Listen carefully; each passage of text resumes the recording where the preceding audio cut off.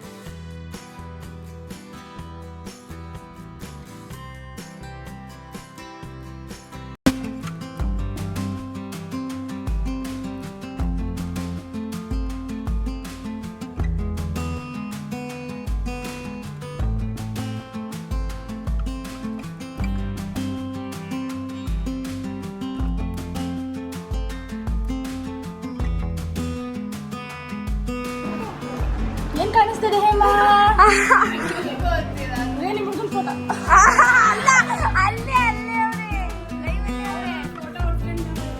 ಲೈವಲ್ಲೇ ಇದ್ದಾರೆ. ಆದ್ರೂ ಹೇಮ ಕನಸಲ್ಲಿ ಕಾಡ್ತಾ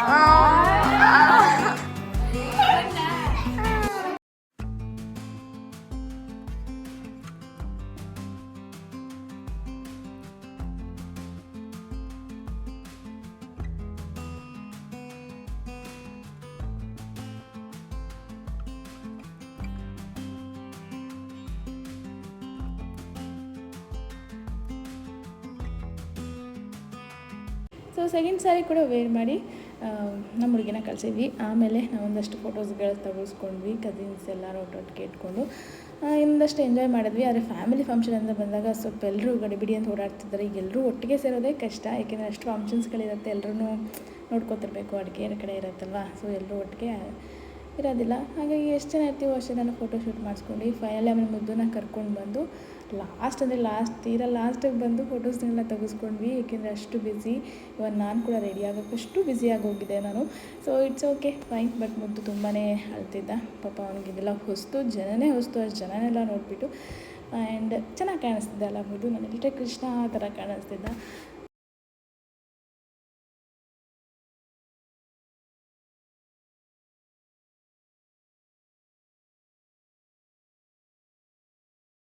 ಸೊ ಒಂದು ಕಡೆ ಫೋಟೋಶೂಟ್ ನಡೀತಿತ್ತು, ಒಂದು ಕಡೆ ಎಲ್ಲರೂ ಒಟ್ಟಿಗೆ ಕೂತಿದ್ವಿ.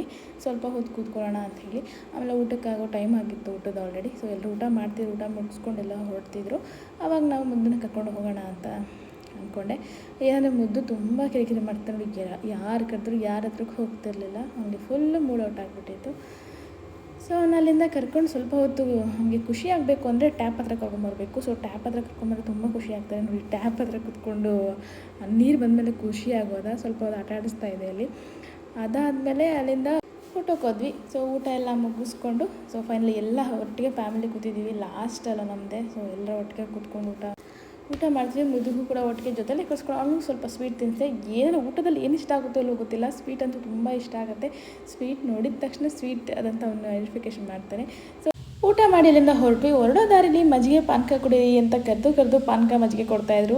ಎಲ್ಲಿಯಪ್ಪ ಅಂದರೆ ಯಾಕೆ ಅಂತ ಫಸ್ಟ್ ಕೇಳಿ. ಯಾಕೆ ಅಂದರೆ ರಾಮನವಮಿ, ಹಾಗಾಗಿ ಎಲ್ಲ ಹಳ್ಳಿಲೂ ಕೂಡ ಇದು ಮಾಡ್ತಿದ್ರು. ಈ ಹಳ್ಳಿಯವರಂತೂ ಕರೆದು ಸ್ಟಾಪ್ ಮಾಡಿ ಕಾರ್ನ ಕುಡ್ಕೊಂಡು ಹೋಗಿ ಅಂತ ಹೇಳಿದ್ರು. ಹಾಗಾಗಿ ಕುಡಿದ್ವಿ. ಏಕೆಂದರೆ ಮಜ್ಜಿಗೆ ತುಂಬ ಜನ ಅಲ್ಲಿ ಕುಡಿತಾಯಿದ್ರು. ಮಜ್ಜಿಗೆ ಅಂತೂ ತುಂಬ ಒಳ್ಳೆಯದು ಬಿಸಿಲಿಗೆ. ಸೊ ಹಾಗಾಗಿ ಸ್ವಲ್ಪ ರೆಸ್ಟ್ ಕೂಡ ಸಿಗುತ್ತೆ ಅಂಥೇಳಿ ಮುದ್ದನ್ನ ಸ್ವಲ್ಪ ಹೊತ್ತು ಅಲ್ಲೆಲ್ಲ ಕೋಳಿ ಎಲ್ಲ ಇತ್ತು ತೋರಿಸ್ತಾ ಇದ್ವಿ. ಆಮೇಲೆ ನಾವು ಕೂಡ ಅಲ್ಲಿಂದ ಪಾನಕ ಕೊಟ್ವಿ. ತುಂಬ ಚೆನ್ನಾಗಿ ಮಾಡಿದರು. ಕರ್ಬೂಜ ಎಲ್ಲ ಹಾಕಿ ಮಾಡಿದರು. ತುಂಬಾ ಚೆನ್ನಾಗಿತ್ತು. ಅದಾದಮೇಲೆ ದೇವರಿಗೆ ನಮಸ್ಕಾರ ಮಾಡಿಕೊಂಡು ಅಲ್ಲಿಂದ ಮತ್ತೆ ಕಾರ್ ಹತ್ಕೊಂಡು ಮನೆ ಕಡೆ ಹೊರಟ್ವಿ. ಮುದ್ದು ಫುಲ್ಲು ಖಾಲಿ ಆದಮೇಲೆ ಕೇಳ್ತಿದ್ದಾನೆ ಕೊಡಿ ಅಂತ. ಅವಾಗ ಹೇಳೋಕ್ಕೆ ಶುರು ಮಾಡ್ದೆ. ಆಯಿತು ಅಂದ್ಬಿಟ್ಟು ಅವನಿಗೂ ಸ್ವಲ್ಪ ಕುಡಿಸ್ಬಿಟ್ಟು ಅಲ್ಲಿಂದ ಬರ್ತಾಯಿದ್ರೆ ಮತ್ತೆ ಮನೆ ಹತ್ರ ನಿಯರ್ ಅಂತ ಇದ್ದಾಗಲೇ ಮತ್ತೊಂದು ಕಡೆ ಕೋಸಂಬರಿ ಪಾನಕ ಹಂಚ್ತಾಯಿದ್ರು. ಇಲ್ಲಿ ಪೂಜೆ ಕೂಡ ಮಾಡಿದ್ರು ದೇವರಿಗೆ. ಸೊ ಎಲ್ರಿಗೂ ಕೂಡ ಕೊಟ್ಟು ಕಳಿಸ್ತಾಯಿದ್ರು. ಸೊ ಎಲ್ಲರೂ ಅಲ್ಲೂ ಕೂಡ ಚೆನ್ನಾಗಿತ್ತು ಕೋಸಂಬರಿ ಪಾನಕನೂ. ಮತ್ತೆ ಇಲ್ಲಿ ಕುಡಿದ್ವಿ, ಚೆನ್ನಾಗಿತ್ತು. ಇಲ್ಲಿ ಬೆಲ್ಲ ಹಾಕಿದ್ರು, ಅಲ್ಲಿ ಕರ್ಬೂಜ ಹಾಕಿದ್ರು. ಎರಡೂ ಡಿಫ್ರೆಂಟ್ ಆಗಿತ್ತು, ಬಟ್ ತುಂಬಾ ಚೆನ್ನಾಗಿತ್ತು. ಕುಡ್ಕೊಂಡು ಅಲ್ಲಿಂದ ಮನೆಗೆ ಹೊರಟ್ವಿ. ಮನೆಗೆ ಬರೋಷ್ಟರಲ್ಲಿ ಅರೌಂಡ್ 5:36 ಆಗಿಬಿಟ್ಟಿತ್ತು. ಸೊ ಮುದ್ದು ಇನ್ನು ಮಲಗಿಸಿದ್ರೆ ಮುದ್ದು ರೆಸ್ಟ್ ಮಾಡೋಣ ಅಂತಿದ್ವಿ. ಬಟ್ ಬೇಡ, ಒಟ್ಟಿಗೆ ಇನ್ನು ಮಲಗಿಸಿದ್ರೆ ತುಂಬ ಕಷ್ಟ ಆಗುತ್ತೆ ಅಂತ ಹೇಳ್ಬಿಟ್ಟು ಇಲ್ಲಿಗೆ ಬಂದಮೇಲೆ ಸ್ವಲ್ಪ ಇವನು ಆ್ಯಕ್ಟಿವ್ ಆದ. ಆರಾಮ್ಸೆ ಆಗಿ ಮನೆಯೆಲ್ಲ ಓಡಾಡಿಕೊಂಡು ನಾನು ಅಷ್ಟರಲ್ಲಿ ಬಿರಿಯಾನಿ ಮಾಡೋಣ ಅಂತ ಅಂದರು. ಸೊ ಬಿರಿಯಾನಿ ಮಾಡ್ಕೊಳಕ್ಕೆ ರೆಡಿ ಮಾಡಿ ಇಟ್ಕೊಂಡಿದ್ದೆ.